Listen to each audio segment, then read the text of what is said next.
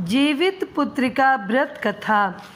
जितिया का व्रत हिंदू धर्म में संतान की लंबी उम्र और उसकी मंगल कामना के लिए किया जाता है।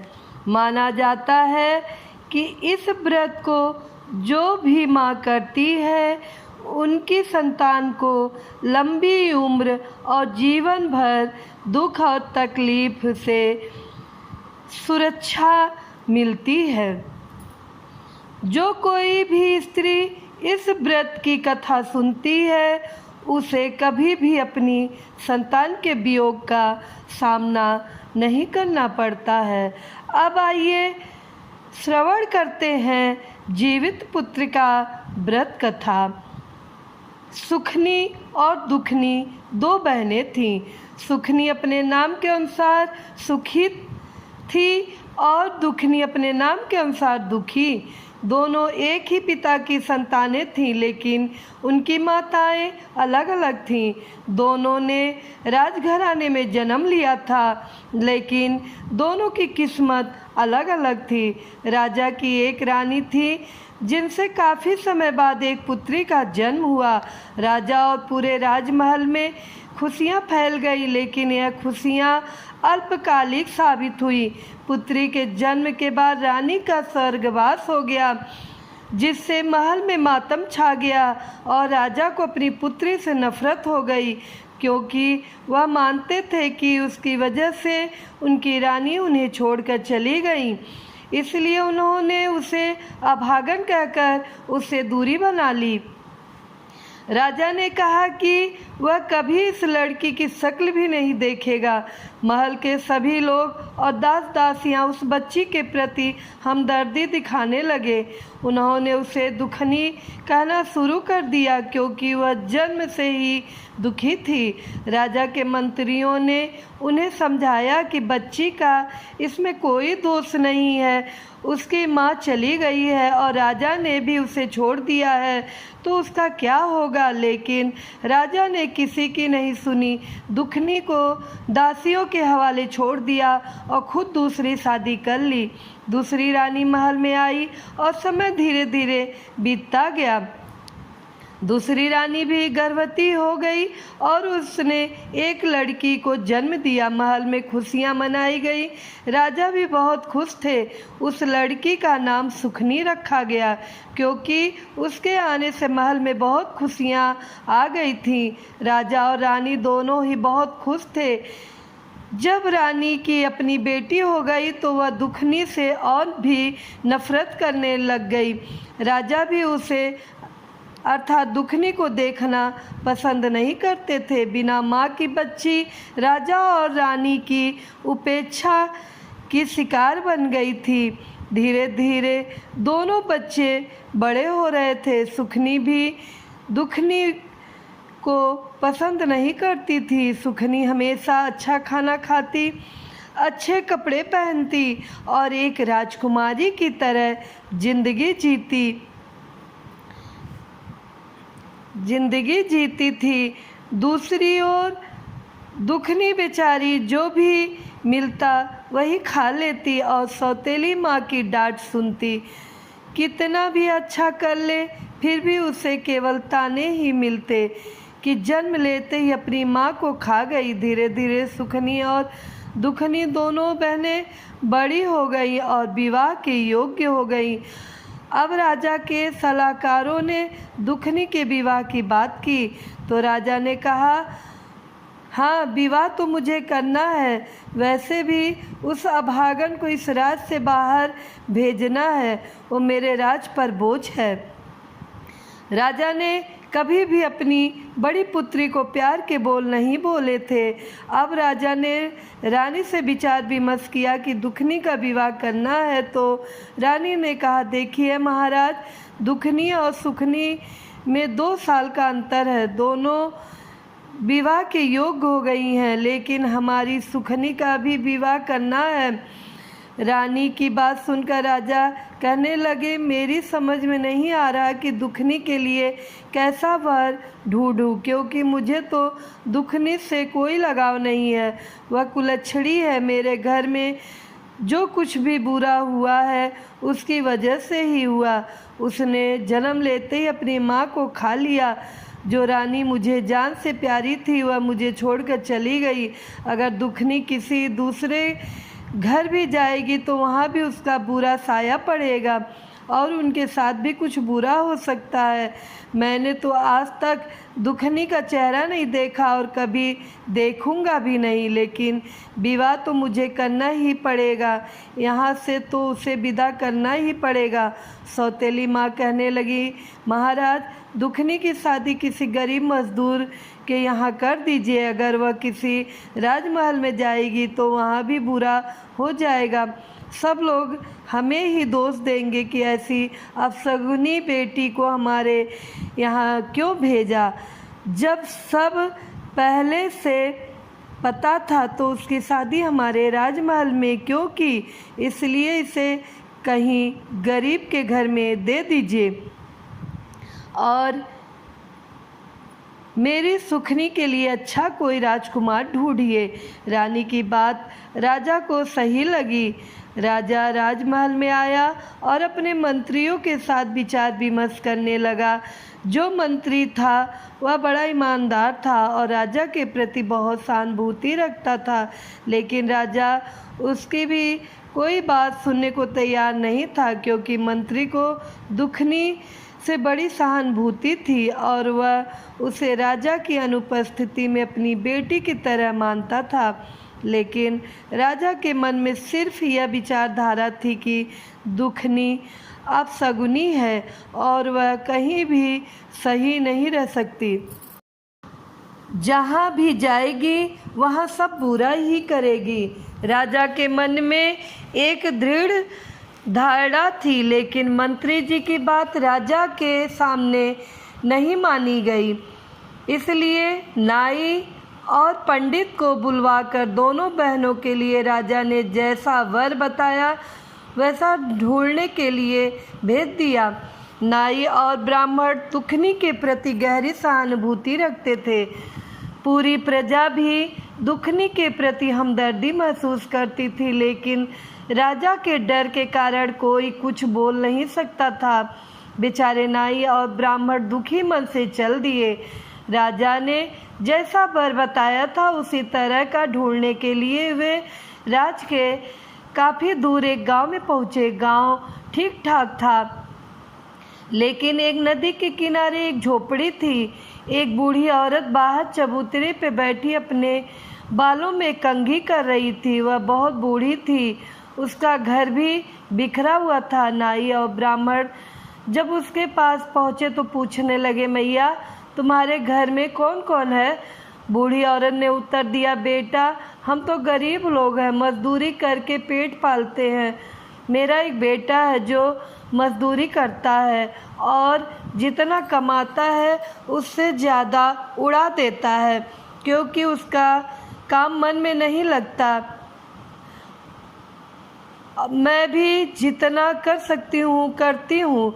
नाई और ब्राह्मण एक दूसरे को देखकर सोचने लगे, यही घर दुखनी के लिए ठीक रहेगा। इसलिए उन्होंने बुढ़िया से बात की और कहा कि हम राजा की बेटी का विवाह तुम्हारे घर में करना चाहते हैं। बुढ़िया चौंक कर खड़ी हो गई और कहने लगी, क्यों, तुम दोनों मुझ बुढ़िया के साथ मजाक कर रहे हो? नाई और ब्राह्मण ने बुढ़िया को बैठाया और कहने लगे, माई, हमारी बात ध्यान से सुनो। वो राजा की बेटी जरूर है, लेकिन ना तो वह तुम्हें कोई दान दहेज देगा और ना ही तुम्हारे बेटे के साथ शानो शौकत से राजा अपनी बेटी का विवाह करेगा। वह बेचारी दुखिया है, तुम उसे माँ का प्यार देना। वह बहुत संस्कारी लड़की है, लेकिन राजा की नज़रों में गिरी हुई है। राजा उसे कुलच्छड़ी और अपशगुनी मानता है।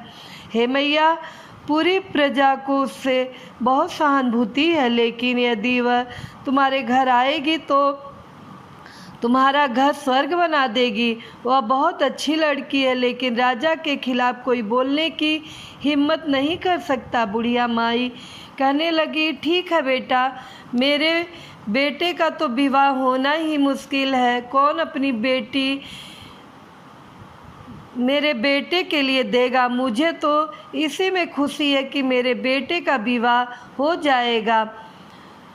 अब नाई और ब्राह्मण वहाँ दुखनी का रिश्ता तय करके आगे बढ़ते हैं और उसी राज्य के राजा से मिलते हैं जहाँ वे गए थे। वहाँ से राजा के बेटे के साथ सुखनी का विवाह तय करके अपने राज्य वापस आते हैं और राजा को सारी बातें बता देते हैं। निश्चित समय पर शुभ मुहूर्त निकालकर दोनों का विवाह एक ही दिन तय हो जाता है। दुखनी के विवाह में केवल 5 लोग आए क्योंकि बेचारे बड़े गरीब थे। राजा और रानी को कोई परवाह नहीं थी। जैसे तैसे फेरे हुए और दुखनी को विदा कर दिया गया। उसके साथ ना कोई दान दहेज, ना कोई सेवक सेविका, कुछ नहीं। बेचारी दुखनी आंसू भरी आंखों से अपने मायके से ससुराल के लिए यही अपनी किस्मत का लिखा मानकर विदा हो गई। दूसरी ओर सुखनी की बारात बहुत ही धूमधाम से आई थी। राजा ने बहुत उत्साह से सुखनी का विवाह किया और बहुत अधिक दान दहेज दिया। बहुत सारा धन, घोड़े, हीरे मोती आदि राजा ने अपनी हैसियत से अधिक सुखनी को दहेज में दिया। राज्य का राजकुमार और दूसरा राजा बहुत खुश हुए और सुखनी की विदाई बड़े ठाठ से हुई। दोनों बहनें विदा हो चुकी थीं। बेचारी दुखनी झोपड़ी में आई और अपनी किस्मत पर फूट फूट कर रोने लगी, लेकिन उसने ईश्वर की मर्जी मानकर अपने पति और सासू माँ की सेवा में लग गई। उसकी सास बूढ़ी थी। दुखनी बेचारी अपनी सासू माँ के हाथ पैर दबाती, कंघी करती, उनके कपड़े धोती और खाना बनाती। उसका पति मजदूरी करता था, आधे से ज़्यादा पैसे नशे में उड़ा देता था और कुछ पैसा लाता था जिससे घर का गुजारा भी नहीं हो पा रहा था। दुखनी ने अपनी सासू माँ से कहा, माँ जी, अगर मैं कुछ काम करूं तो हमारे हालात कुछ ठीक हो जाएंगे। बुढ़िया अपनी बहू को बिल्कुल अपनी बेटी की तरह प्यार करती थी, लेकिन दुखनी का पति उसे बहुत तंग करता था। अगर दुखनी अपने पति से कुछ कहती तो वो उसे मारता पीटता था। समय धीरे धीरे बीत रहा था और अब दुखनी गर्भवती थी। कुछ सालों बाद दुखनी के 2 बेटे और 2 बेटियां हो गईं। समय बीता, सालों बीत गए, लेकिन किसी ने भी कभी दुखनी की कोई खबर नहीं ली। अब जब बच्चे हो गए तो परिवार में खर्चे बढ़ गए। अकेले आदमी की मेहनत मजदूरी से घर खर्च चलाना मुश्किल हो गया। दुखनी ने कहा, माँ जी, अगर मैं भी मेहनत मजदूरी करूँगी तो हमारे हालात बेहतर होंगे। सासू माँ ने कहा, बेटी, तुम तो राजकुमारी ही हो, तुमने कभी काम नहीं किया होगा। दुखनी ने कहा, माँ जी, कैसी राजकुमारी, मैं तो ऐसे ही हूँ। अपने पिताजी के घर में मैं भी ऐसे ही थी, मुझे काम करने से कोई एतराज़ नहीं है। दुखनी का व्यवहार बड़ा मीठा था। पड़ोसी और गांव वाले सब दुखनी से बहुत खुश रहते थे। दुखनी बड़ी पूजा पाठ वाली धार्मिक विचारों की महिला थी। उसे काम मिलने में देर नहीं लगी। वह लोगों के घरों में काम करने लगी। किसी का खाना बनाती तो किसी के घर में झाड़ू पोछा करती। इस तरह दुखनी को कहीं अनाज, कहीं भोजन और कहीं कुछ पैसे मिल जाते थे। अब दुखनी का गुजारा सही से होने लगा, जबकि उसके पति में कोई सुधार नहीं आ रहा था। दुखनी अपने पति को समझाने की कोशिश करती, लेकिन वह उल्टा उससे गाली गलौज करता और मारता पीटता। जब भी जितिया का व्रत आता तो वह पूरी श्रद्धा के साथ अपना व्रत करती थी, लेकिन माता रानी की कृपा से अब घर में पहले की तरह भूखा नहीं रहना पड़ता था। सबके पेट भर जाते थे। इतना उसके घर पर जितिया माता की कृपा थी, क्योंकि वह मेहनती थी और मेहनत करके गुजारा करती थी। दूसरी ओर सुखिया के घर में नौकर चाकर की कोई कमी नहीं थी। सुखिया राजकुमारी थी और राजमहल में राजा के घर में विदा होकर राजा की बहू बनी थी। वह राजा की बेटी और राजकुमार की पत्नी थी, अर्थात होने वाली रानी थी। एक दिन सुखिया को अपनी बहन दुखिया की याद आई। वह सोचने लगी कि बहुत समय बीत गया है, जाकर देखना चाहिए कि आखिर महारानी के रंग ढंग कैसे हैं। वह शायद बहुत दुखी होगी, क्योंकि उसके पास है ही क्या, एक बार जाकर देखना चाहिए। सुखिया ने सोचा कि अगर दुखिया कहेगी तो उसे अपने पास नौकरानी बनाकर रख लूँगी और वह मेरा काम करेगी, जिससे मुझे तसल्ली होगी कि कम से कम यहाँ भी मेरी सेवा हो रही है।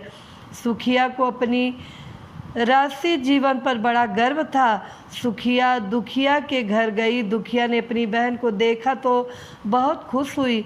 उसने सुखिया का बड़े आदर सत्कार से स्वागत किया और उसे बैठने के लिए पीढ़ा दिया। सुखिया ने देखा कि दुखिया की झोपड़ी में बहुत गरीबी थी और उसके बच्चे इधर उधर खेल रहे थे। किसी के तन पर फटे कपड़े थे तो किसी के बिना फटे। फिर भी दुखिया खुश थी और उसकी सासू माँ भी दुखिया के गुण गा रही थी। यह देखकर सुखिया को बड़ा गुस्सा आया कि दुखिया की सासू माँ उसकी तारीफ कर रही हैं। फिर सुखिया ने दुखिया से कहा, बहन तू घरों में जाकर काम करती है, क्या लेती होगी? इससे अच्छा है तू मेरे साथ चल और मेरे राजमहल में काम कर। जितना तुझे यहाँ मिलता है मैं तुझे उससे ज़्यादा मजदूरी दूंगी। यहाँ घर घर जाकर कितना काम करना पड़ता है तुझे। दुखिया ने जवाब दिया, बहन सुखिया, मुझे काम करने में कोई आपत्ति नहीं है। मैं यहाँ भी काम करती हूँ तो आपके यहाँ भी कर दूँगी। वहाँ काम करके मुझे खुशी मिलेगी कि चलो मेरी बहन का काम हो गया। बातचीत समाप्त करके सुखनी अपने राजमहल लौट आई और अगले दिन से दुखनी सुखनी के घर जाने लगी। सुखनी दुखनी से बहुत ज़्यादा काम करवाती थी, क्योंकि दुखनी को परेशान करने में सुखनी को बड़ा मज़ा आता था। सुखनी को जो भी बासी खाना मिलता उसे वह दुखनी को दे देती और दुखनी उसे खुशी खुशी ले लेती। राजमहल में तरह तरह के व्यंजन बनते थे और कभी कभी बच्चों के लिए भी अच्छे पकवान मिल जाते थे। इस वजह से दुखनी और उसके बच्चे खुश रहते थे कि अब कुछ नया खाने को मिलेगा। जितिया का व्रत आया। बच्चे कहने लगे, माँ आज तो आप मौसी के यहाँ जाओगी, नए नए पकवान मिलेंगे, हमारे लिए भी कुछ लेकर आना। दुखनी ने कहा, ठीक है बच्चों, ले आऊँगी। दुखनी सुखनी के पास गई और कहने लगी, बहन आज नहाए खाए है और जितिया का व्रत आ रहा है तो मुझे भी कुछ पकवान दे देना, बच्चे बहुत उम्मीद से बैठे हैं। सुखनी ने कहा, अरे दुखिया कैसी बात कर रही हो, काम कर, आज कुछ नहीं बनेगा। ऐसा कहकर उसे डांट दिया। बेचारी दुखनी रोती हुई अपने घर लौट आई। आज उसे बासी खाना भी नहीं मिला।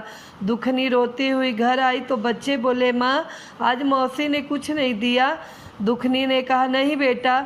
बच्चे बोले, माँ तुम नहाए खाए का जितिया व्रत कैसे करोगी, पारण कैसे करोगी?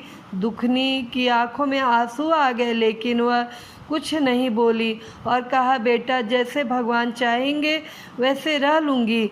अपने बच्चों की लंबी आयु और स्वास्थ्य के लिए मैं व्रत ज़रूर रखूँगी। मेरे लिए धन दौलत जो कुछ भी है सब मेरे बच्चे हैं। लेकिन बेचारी दुखनी बहुत लाचार थी। वह अपनी भूख सह सकती थी, लेकिन अपने बच्चों के लिए व्रत जरूर रखती थी। लेकिन आज सासू माँ और बच्चों को भूखा कैसे देखेगी? तभी दुखनी ने मन ही मन निर्णय लिया। उसने कुल्हाड़ी और रस्सी उठाई और कहने लगी, आज से मैं किसी के घर नौकरानी नहीं बनूंगी और अपना काम खुद करूंगी। जंगल से लकड़ी लाऊंगी और शहर में बेच दूंगी और इसी से अपना गुजारा करूंगी। अब वह लकड़ी लाने के लिए रस्सी और कुल्हाड़ी उठाकर जंगल की ओर चल पड़ी। अभी समय था वह लकड़ियाँ बेचकर अपने व्रत का सामान ला सकती थी।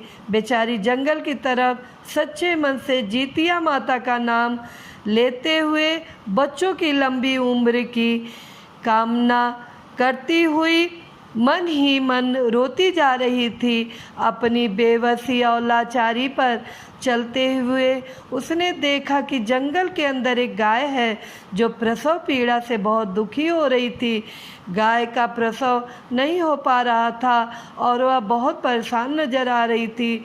दुखनी तो सच्चे दिल की थी, किसी का दुख उससे देखा नहीं जाता था। वह गाय के पास जाकर बोली, बहन तुम कौन हो? गाय ने कहा, मेरा नाम दुखनी है। बहन मेरी थोड़ी मदद करो, मैं प्रसव पीड़ा से बहुत कष्ट में हूँ और मेरा प्रसव नहीं हो पा रहा है।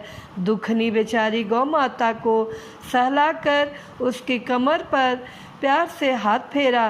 कुछ समय पश्चात गौ माता का प्रसव हो गया और गौ माता ने बछड़े को जन्म दिया। गौ माता ने दुखनी को धन्यवाद दिया।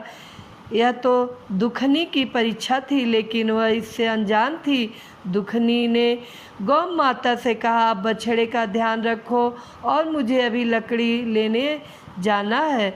गौ माता ने कहा, दुखनी बहन लौटते समय मुझसे ज़रूर मिलते जाना। दुखनी आगे बढ़ चली। रास्ते में थोड़ी ही दूर चली थी कि उसने देखा एक नागिन बार बार अपना फन जमीन पर मार रही थी और तड़फ रही थी। दुखनी ने उसे ध्यान से देखा तो ऐसा लग रहा था जैसे वो बहुत कष्ट में है। दुखनी को नागिन पर दया आ गई।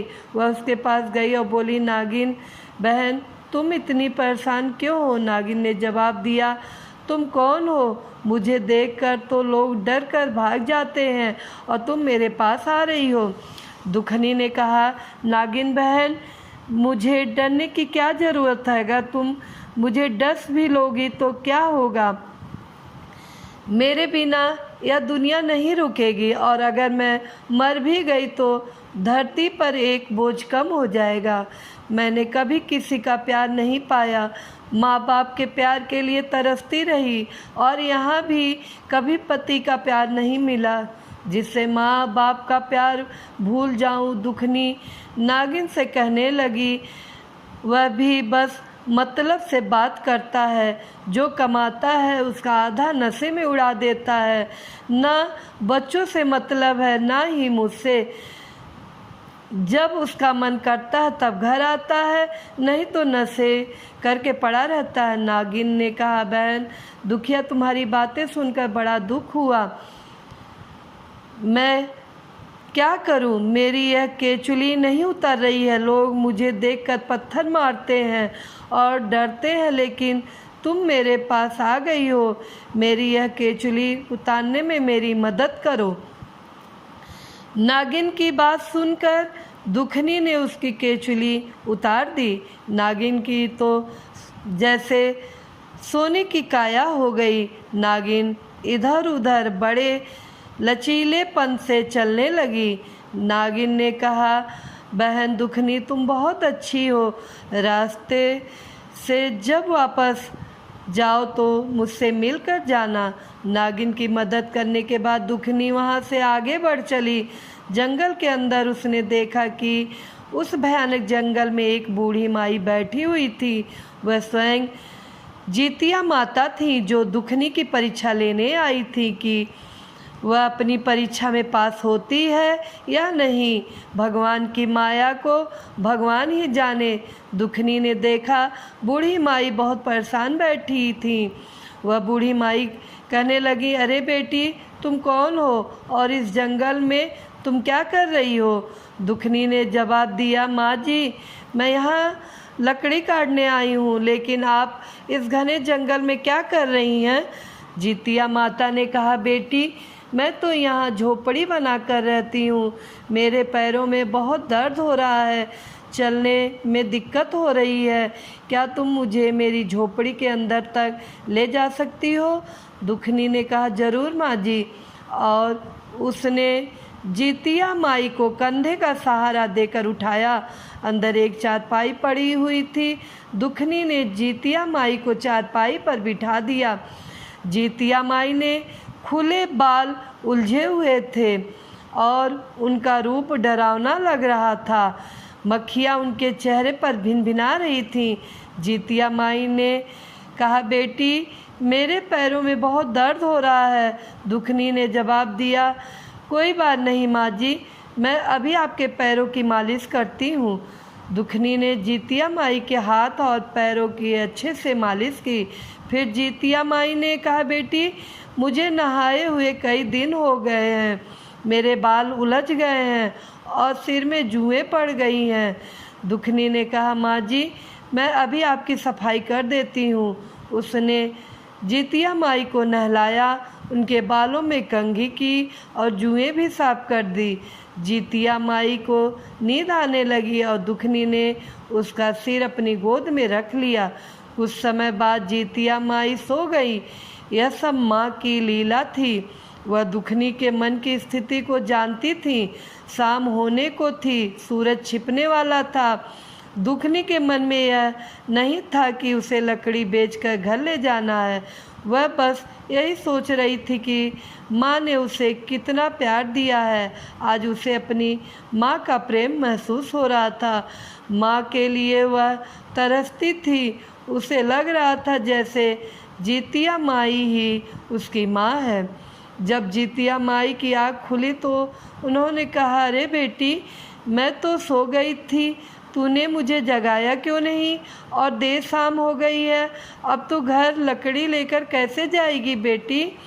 दुखनी ने कहा, कोई बात नहीं माँ जी, मैं चली जाऊंगी। इतने दिन नहीं ले जा पाई तो एक दिन और सही, आज नहीं तो कल ले जाऊंगी। जीतिया माई ने कहा, ठीक है बेटी, जरा मेरा यह थैला जो खूंटी से टंगा है मुझे पकड़ा दो। दुखनी ने थैला उठाया और जीतिया माई को दे दिया। जीतिया माई ने उसमें से एक पोटली निकाली और दुखनी को देते हुए बोली, बेटी यह पोटली ले जा, इसमें कुछ लाल कपड़े में बंधा हुआ है, इसे घर जाकर खोलना। दुखनी बहुत खुश हुई। वह सोचने लगी कि आज उसने कुछ कमाया नहीं तो क्या हुआ, कम से कम किसी की मदद तो की है। यह सोचकर वह मन ही मन में खुश हो रही थी। दुखनी पोटली लेकर आगे बढ़ी तो उसे रास्ते में वही नागिन मिली। नागिन ने कहा, अरे दुखनी बहन जरा रुको तो सही, मैंने तुमसे कहा था कि मुझसे मिलकर जाना और तुम चुपचाप चली जा रही हो। दुखनी ने कहा, नहीं बहन बताइए। घर जाने के लिए थोड़ी देर हो रही थी तो सोचा जल्दी निकल जाऊं। नागिन ने कहा, बहन तुमने मुझे 12 वर्ष की केचुली से छुटकारा दिलाया है, मैं तड़प रही थी। यह लो, यह मेरी नागमणि, इसे ले जाओ। जिस घर में यह रहेगी वह घर 9 निधि वारस सिद्ध हो जाएगा। दुखनी बहुत खुश हुई। उसने नाग माता के हाथ जोड़े और वहाँ से चल दी। थोड़ी दूर ही पहुँची ही थी, गौ माता ने आवाज़ लगाई, अरे ओ दुखनी बहन कैसे चुपचाप चली जा रही हो? यहाँ जंगल में हम क्या करेंगे, हमें भी तो साथ ले चलो। दुखनी ने कहा, गौ माता आप मेरे साथ चलेंगी? गौ माता ने कहा, हाँ हम चलेंगे। देख अब मेरा दूध तेरे घर काम आएगा, तेरे बच्चे भूखे नहीं रहेंगे। मेरे दूध को बेचकर तू पैसे कमा सकती है और अपने घर का खर्च चला सकती है, अपने बच्चों को मेरा मीठा दूध पिला सकती है। अब बछड़ा और गाय दुखनी के साथ साथ चलने लगे।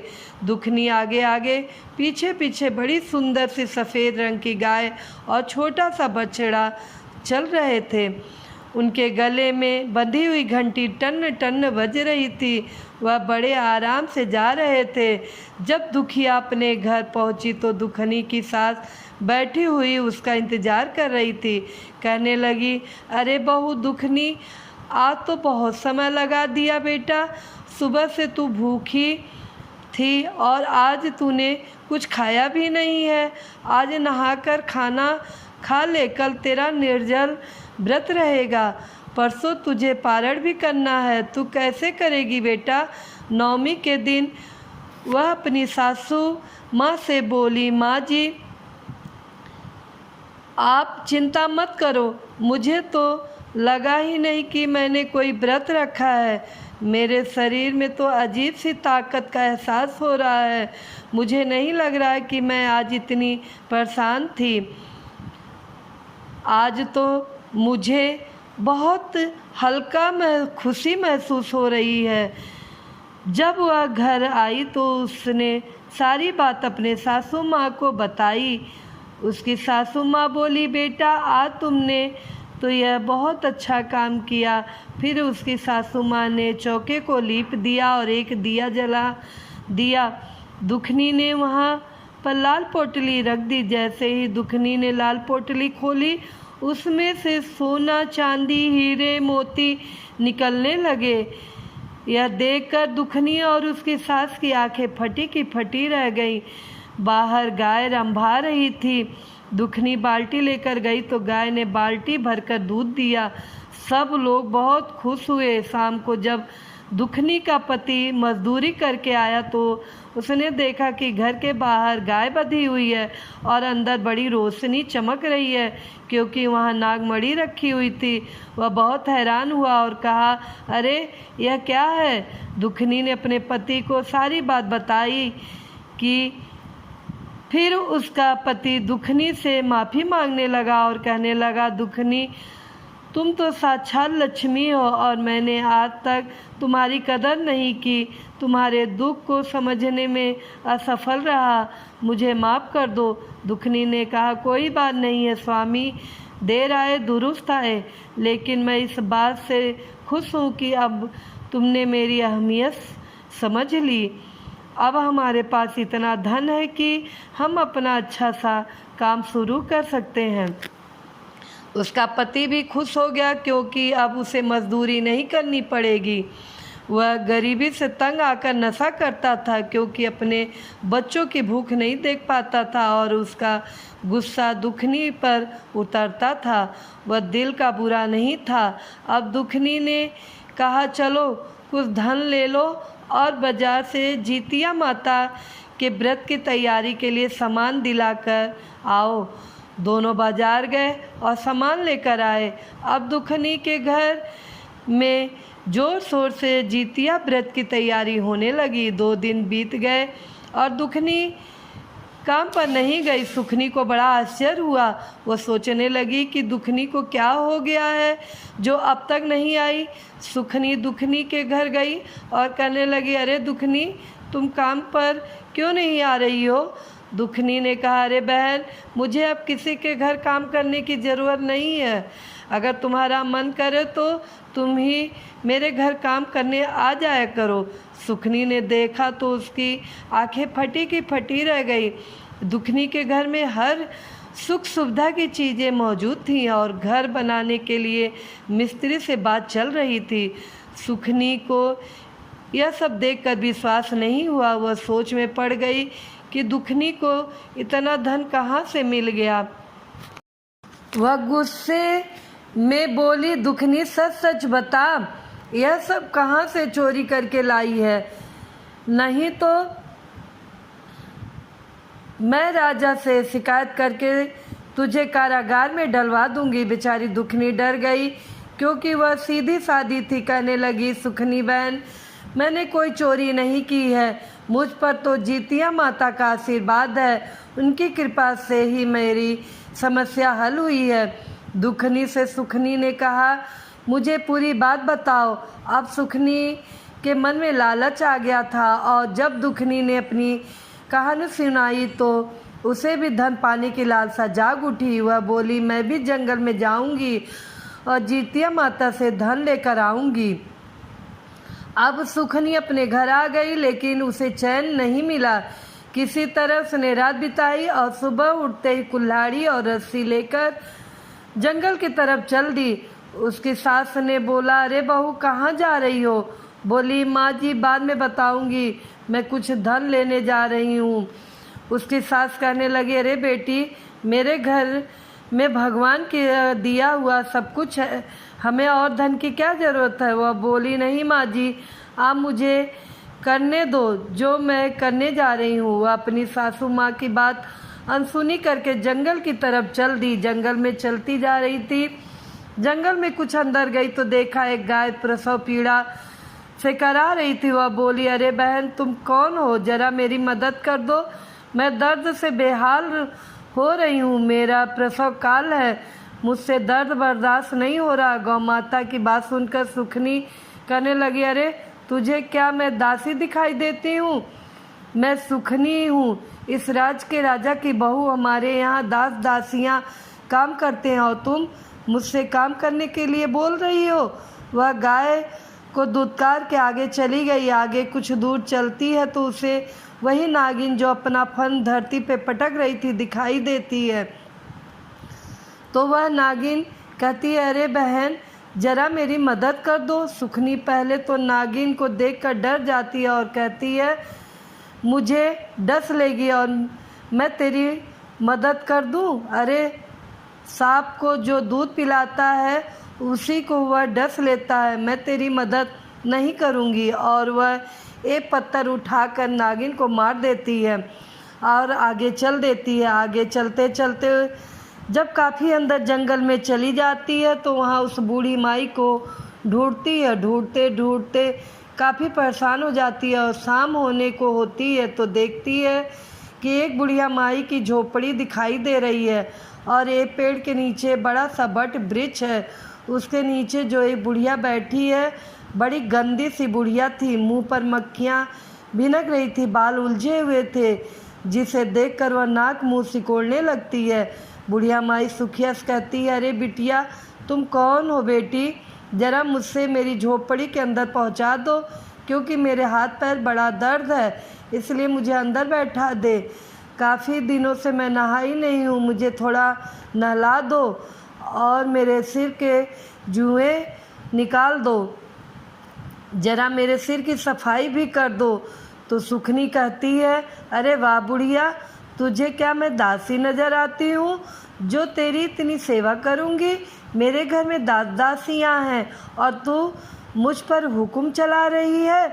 मैं तो यहाँ उस बुढ़िया से मिलने आई हूँ जिसने मेरी बहन को धनवान बनाया। तभी उसे खूंटी से लटका हुआ वह थैला दिखाई देता है जिसमें वह पोटली रखी हुई है, लाल कपड़े में बंधी हुई है। तो वह कहती है, अच्छा, तो यह वही बुढ़िया है जिसने दुखनी को अमीर बना दिया। वह कहने लगी, बुढ़िया, मैं तेरी सेवा नहीं कर सकती, मुझे तो बस यह पोटली चाहिए। और वह बुढ़िया की झोपड़ी से वह पोटली उठाकर चल देती है। रास्ते में आती है तो देखती है कि नागिन अभी भी ऐसे ही फन पटक रही है। थोड़ी दूर जाकर देखती है तो वह गाय भी प्रसव पीड़ा से करा रही थी, लेकिन वह किसी की भी मदद नहीं करती है। उसके दिल में जरा भी दया भावना नहीं थी। घर आ गई। घर आकर बड़ी खुशी खुशी अपनी सासू माँ से कहती है, देखना सासू माँ, अब हम और धनी बन जाएंगे, हमारा राजपाट और बढ़ जाएगा, हमारे राजकोष में धन बढ़ जाएगा, मैं ऐसी चीज़ लेकर आई हूँ। तो उसकी सासू माँ ने हाथ जोड़कर अपना माथा पीटती है कि पता नहीं कैसी बहू मिली है, संस्कार तो इसमें नाम का है भी नहीं। अब थोड़ा सा चौंक कर गोबर से दासी से लिपवाती है, क्योंकि खुद तो कुछ करती नहीं थी, और दासी से एक दिया जलाने के लिए बोलती है। जब उस पोटली को वहाँ खोलती है तो क्या देखती है, वहाँ ढेर सारे कीड़े मकोड़े भिनभिनाने लगे, गंदगी सी हो गई और तरह तरह के कीड़े चल रहे हैं। बड़ी घिनौनी स्थिति हो गई। तभी देखती है कि उसके महल में आग लग गई। अब यह देखकर वह घबरा गई। उसकी सासू माँ उसे बड़ी मुश्किल से निकाल कर बाहर लाती है। उसका सारा राजपाट सब धरा रह गया। सब धन जो भी जमा था सब जलकर खाक हो गया। अब उसकी सासू माँ उसे बहुत ताने सुनाती हैं, कैसी कुलच्छड़ी आई है मेरे महल में, जब से आई है तब से हमारा राजपाट भी चौपट कर दिया। सबके घर में तो लक्ष्मी आती हैं जो घर को स्वर्ग बना देती हैं। एक ये आई है महारानी, हमारा सब कुछ जला के राख कर दिया। सुखनी को अपनी करनी पर थोड़ा भी पछतावा नहीं रहा था। उसे तो उल्टा अपनी बहन पर गुस्सा आ रहा था कि उसकी बहन ने उसके साथ छल किया है। वह अपनी बहन दुखनी के घर पहुंच जाती है और उससे कहती है, सच सच बता, तूने मेरे साथ क्या छल किया है? तेरे कारण मेरा सब कुछ जलकर नष्ट हो गया। मेरी सासू माँ मुझे ताने दे रही हैं। मेरे घर में भूख से मरने की नौबत आ गई है। दुखनी कहती है, बहन, मैंने तो सब कुछ तुझे सच सच बताया था, लेकिन तेरे घर में तो सब कुछ था। तू क्यों गई थी उधर? तुझे तो लालच आ गया था ना? लेकिन वह कहती है, नहीं दुखनी, मैं तुझे राजा से दंड दिलवाऊंगी। दुखनी मन ही मन सोचने लगी, मेरे पास तो कोई सबूत नहीं है, और वह रोने लगती है। रोते रोते वह जितिया माता को पुकारती है, कहती है, हे माँ, मेरी रक्षा करो। कैसे मैं अपनी बहन को विश्वास दिलाऊं कि मैंने जो कुछ भी बताया है सब सच बताया है। दुखनी की करुण पुकार सुनकर जितिया माता वहाँ प्रकट हो जाती हैं। दुखनी माता को देखते ही उनके चरणों पे गिर जाती है। सुखनी को देखकर बुढ़िया बनी जितिया माता कहती हैं, सुखनी, तेरे लालच के कारण तेरे साथ बुरा हुआ है। तेरे अंदर दया भावना, सेवा भावना कुछ नहीं है। यह बेचारी दुखनी, यह तो ममता की मूरत है। इसके अंदर इतनी दया भावना है।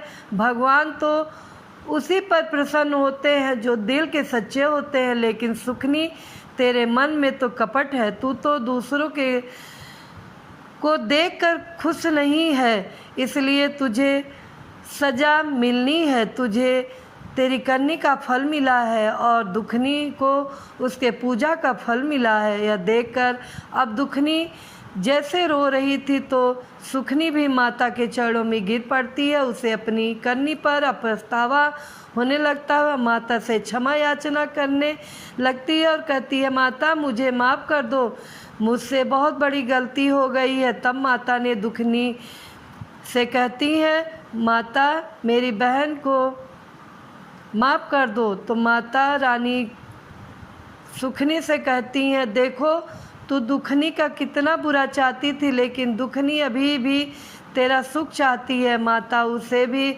सौभाग्य और बेटे का आशीर्वाद देती हैं और कहती हैं, तेरा राजपाट पहले जैसा हो जाए। और दोनों बहनों को सुखी रहने का आशीर्वाद देकर वहाँ से जितिया माता अंतर्ध्यान हो जाती हैं। सुखनी को सबक सिखाने के लिए यह सब जितिया माता की लीला थी। अब उसका राजपाट पहले जैसा हो गया। अब सुखनी में बदलाव आ गया। अब वो अपनी बहन दुखनी के साथ अच्छे से बात करती थी, घमंड नहीं दिखाती थी और उसके साथ पूजा पाठ करने लगी। जितिया माता की कथा सुनती और हर साल दोनों बहनें मिलकर पूजा पाठ करती। अब दोनों बहनें अमीर थीं, किसी के घर में कोई कमी नहीं थी और दोनों बहनों में प्रेम हो गया तथा दोनों प्यार से रहने लगीं। अब उन्हें किसी चीज़ की कोई कमी नहीं थी। है जितिया माता, जैसे दुखनी को आई ऐसे सबको आना, जैसे सुखनी को आई ऐसे किसी को मत आना। और जो यह कथा कह रहे हैं और जो यह कथा सुन रहे हैं, हे जितिया माता, सबकी जो मनोकामना हो पूरी करना। बोलो जितिया माता की जय।